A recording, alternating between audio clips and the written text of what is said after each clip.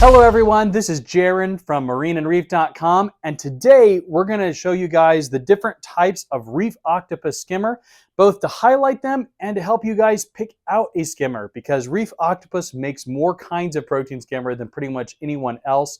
And even if you're not looking at the Octopus brand specifically, you're probably going through this decision-making process of what type of skimmer do I need for my saltwater aquarium. So we're going to show you guys the different types of skimmers, how they work, which one is best for which different situation, and what things are important to you when you're choosing.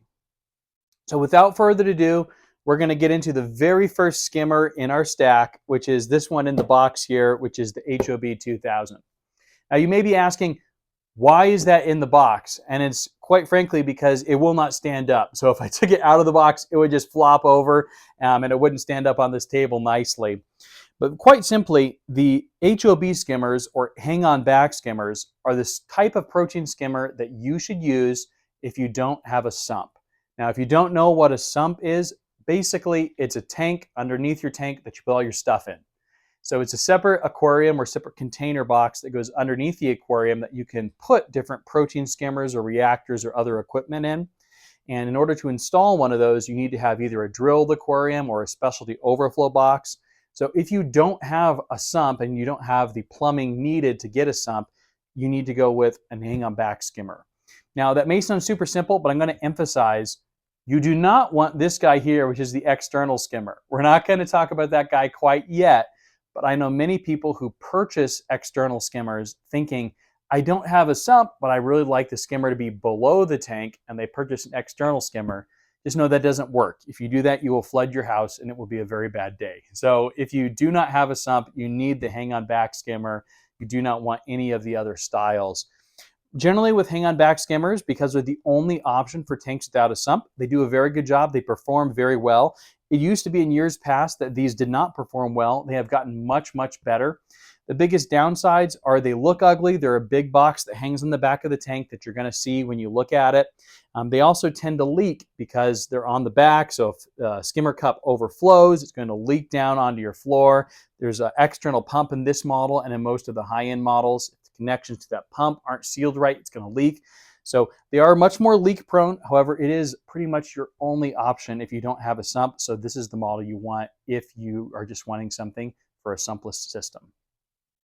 Next, we're going to go on to my personal favorite of all the different types of skimmers.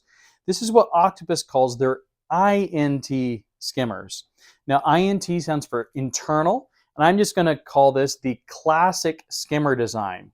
So this type of skimmer is designed to sit in a filtration sump. So if you do have a filtration sump underneath your tank, this is going to drop into that sump.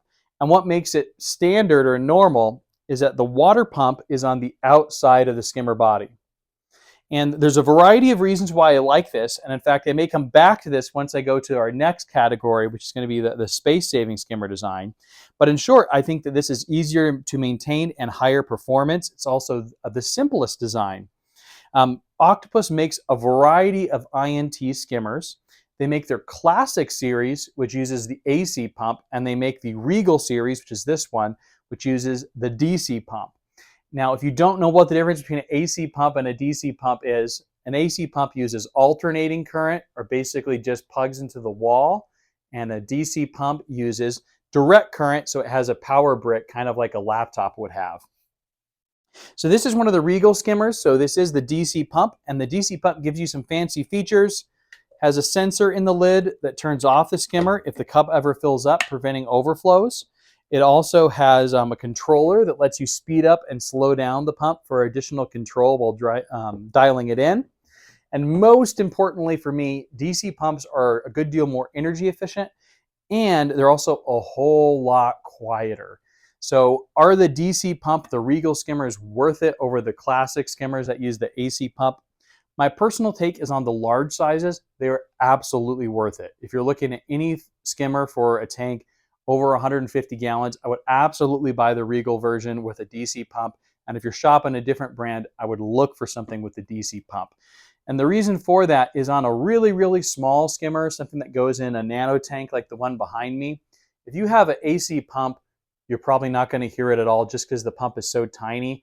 And even though the DC pump is more efficient, maybe the AC pump uses 20 watts and the DC pump uses 12, which is minuscule and almost meaningless to most people, especially given the price difference. You'll find that the price difference between the AC pump models and the DC pump models on the large sizes is minimal, but on the small sizes, it can be pretty extreme. You could be paying 2 to 3 times as much to get that DC pump. So if you have a small aquarium under 100 gallons, I think the classic series are perfectly fine. If you have a large aquarium over 200 gallons, 150 to 200 gallons plus, I would definitely look at the Regal skimmers that have the DC pump. The next skimmer we're going to look at is this guy here. This is the Octopus 150S, and it is the classic. So this uses Octopus's AC pump. Now, the AC pump is a lot simpler. It's not quite as energy efficient, and it's a little bit louder, but in a smaller skimmer like this, I wouldn't hesitate to use it at all. It's perfectly fine, perfectly quiet, doesn't use an exorbitant amount of energy, and it works very, very well. It's going to save you a lot of money over the Regal or DC pump version. Now, with this design of skimmer, the pump sits inside the skimmer body. Now, this style of skimmer is really popular, and I'm going to tell you guys, I think we should sell fewer of these than we do. And the reason for that is that when you put the pump inside of the skimmer, it makes the skimmer much more compact, which is something a lot of people are looking for. But it also means that getting to the pump is much more difficult.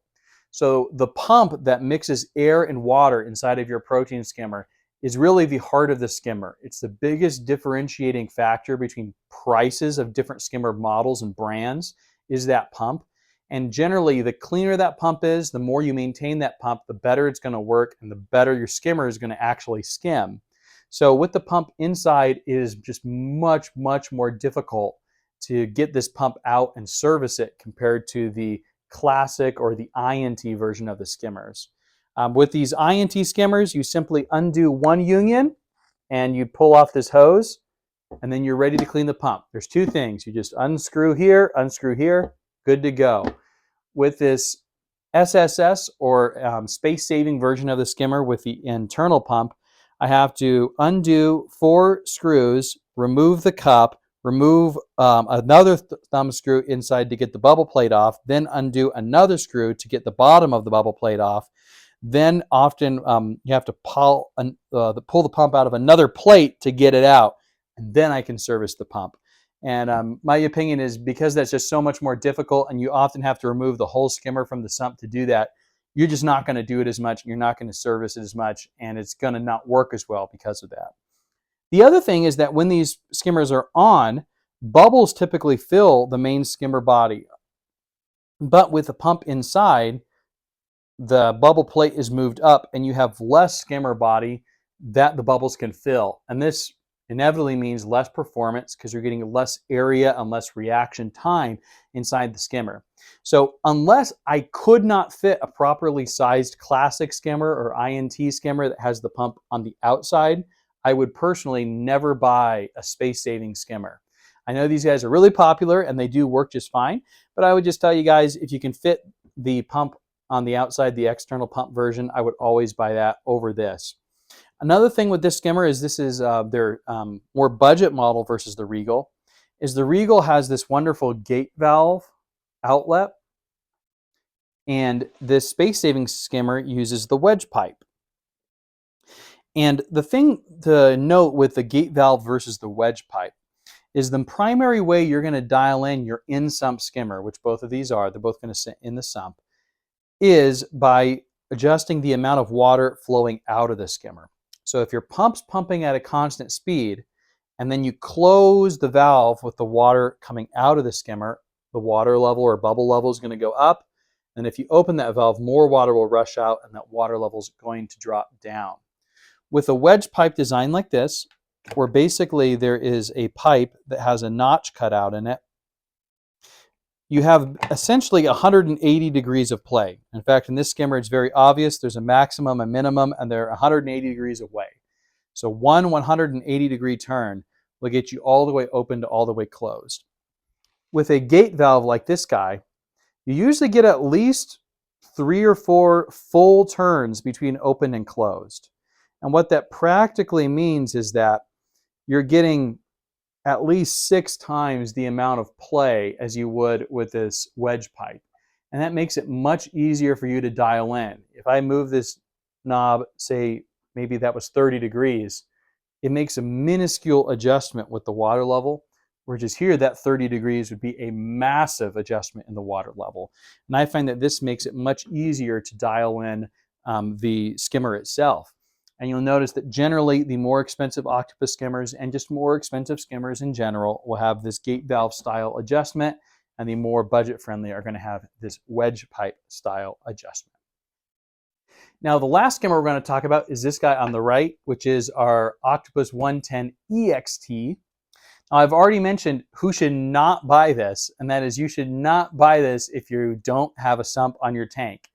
So these EXT skimmers, they go external, which means they don't sit in a sump like the INT or the SSS skimmers, and they don't hang on like the HOB skimmers. These are designed to sit next to an aquarium sump.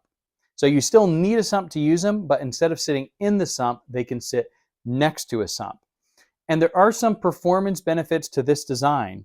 So with these skimmers, essentially you have a pump, but the pump is not sucking in from the outside. It's sucking in and pumping out both inside of the skimmer body itself. And for this reason, these skimmers are often called recirculating skimmers. Now, the biggest advantage of this performance-wise is that when you are running a pump on a protein skimmer, if your water level is, say, partway up the cup, like here, and the sump water level were lower, the pump is working to inject the air, but it's also working to push the water up in the skimmer. With this design, the pump is not pushing the water up, it's just spitting it back in. And that means that generally these can generate more air for the same pump. So if you have the same pump on an in-sump skimmer versus an EXT skimmer, it's going to perform better and produce more bubbles in the EXT skimmer. And that does lead to a performance benefit when it comes to how well your protein skimmer removes waste from the water. The downside is, because this is just spitting water back in and recirculating, a second pump is needed to supply the skimmer with water. And that's what would come here. You'd run a hose to this connection. And then this has the gate valve outlet, but this would need to drain back into the sump. So this would sit next to an aquarium sump. You could then have water pumping in, and this would flow back to the sump so that water could drain back into the sump. Now, I personally would never buy one of these external skimmers unless it was the only way I could fit a skimmer. So these are most common in the very, very large variants. You're going to see in some of the industrial octopus variants like the 8000 that are almost 4 feet tall. A lot of people do not have a sump big enough to fit a skimmer of that size. And if you don't have the space to do that, then you could sit it next to the sump, plumb some water out to it, and have it drain back into it. Otherwise, the reason I personally wouldn't go with these is they're just way more complicated. They're also considerably more expensive than the in-sump versions of the skimmers. You're going to have to run a second pump instead of just a single pump to get the skimmer to work. And then you also have all these places where things could leak. You got 2 different unions that could leak. You got another union here that could leak. If you don't glue any of these connections correctly, they could all leak. If your skimmer overflows, it's not going to pour into your sump. It's going to pour out on your floor and create a leak. So I would just not do this design unless that is the only way you can fit the skimmer that you want. And like we already said, do not go with this design if you don't have a sump. You cannot just put these below the tank. The water level in your sump or your aquarium would have to be below this line. So it may be possible to put them above your tank, but that's really infeasible for most people. So if you don't have a sump, you're going to want to go with the hang-on back skimmer.